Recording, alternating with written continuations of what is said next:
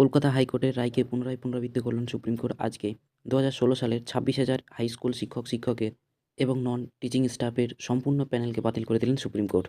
তো এরই সম্পর্কে আজকে আমরা এই ভিডিওর মাধ্যমে জানবো কী ঘটনা ঘটেছে, কেন এই সুপ্রিম কোর্ট পুরো প্যানেলকে বাতিল করে দিল এবং আমাদের কী করণীয়।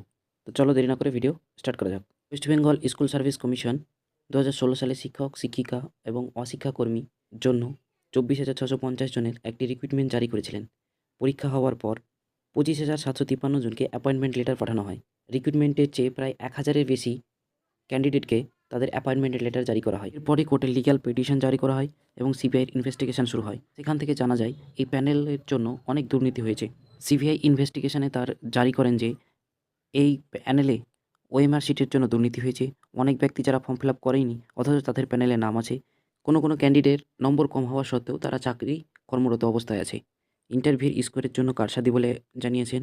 অনেক অযোগ্য প্রার্থীকে ঘুষের মাধ্যমে যোগ্যতা দান করা হয়েছে এবং যারা যোগ্য প্রার্থী তাদেরকে প্যানেল থেকে বাদ দেওয়া হয়েছে।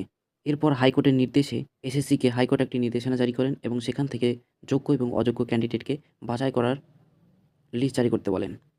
কলকাতা হাইকোর্টের নির্দেশনার পর এসএসসি স্কুল সার্ভিস কমিশন 5,000 জনকে দুর্নীতিগ্রস্ত বলে জানায়, কিন্তু এতে কলকাতা হাইকোর্ট সন্তুষ্ট না হওয়ায় 22শে এপ্রিল 2024 পুরো প্যানেলকে বাতিল করে দেওয়ার ঘোষণা করেন।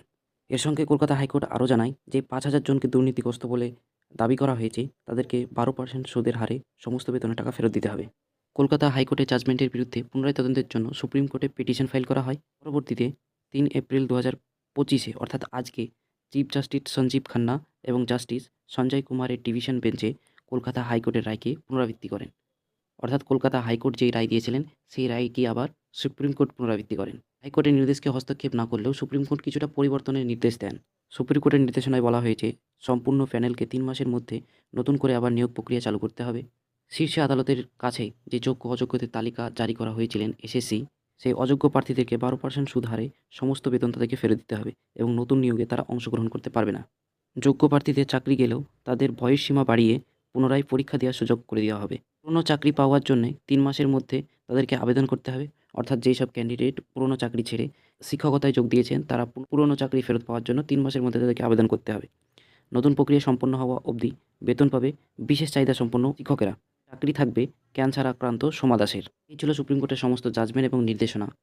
এই নির্দেশনা অনুযায়ী 3 মাসের মধ্যে এসএসসিকে আবার নতুন করে রিক্রুটমেন্ট করার দাবি জানিয়েছেন। কিন্তু এর কিছু সমস্যা দেখা দিয়েছে। সেগুলি হলো, সরকারের কাছে কিছু প্রশ্ন আছে, যেগুলি হলো এই যে প্রায় 20,000 যোগ্য শিক্ষকদের চাকরি বাতিল হলো তাদের জন্য কি হবে? শিক্ষকরা কি আবার পারবে নতুন ক্যান্ডিডেটের সঙ্গে চাকরি পুনরায় ফিরিয়ে নিতে, তাদের যোগ্যতাকে ফিরিয়ে দিতে? কম্পিটিশনে কি পারবে? যে এতগুলো শিক্ষকের জীবন শেষ হয়ে গেল, এর জন্য কে দায়ী? সরকার দায়ী না কমিশন দায়ী?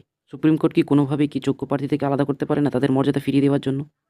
যারা অযোগ্য প্রার্থী তারা তো বাদ চলে যাচ্ছে, যাদের যোগ্য প্রার্থী তাদেরকে যদি কোনোভাবে আলাদা করে তাদের যোগ্যতা যদি ফিরিয়ে দেওয়া যায়, যারা এই দুর্নীতির সঙ্গে যুক্ত তাদের কি হবে?